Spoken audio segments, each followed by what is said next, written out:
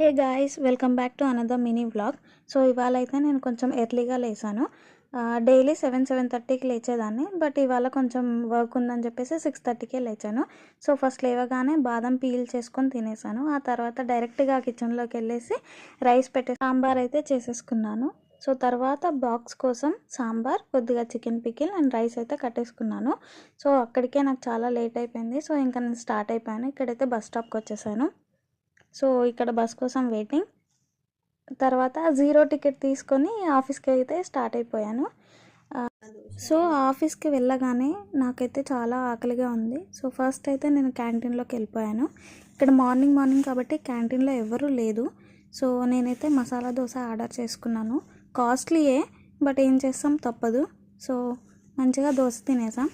So ఈ channel అయితే మేము న్యూగా పెట్టాము. సో అందరూ సబ్స్క్రైబ్ చేసుకొని మమ్మల్ని సపోర్ట్ చేయండి. బాయ్.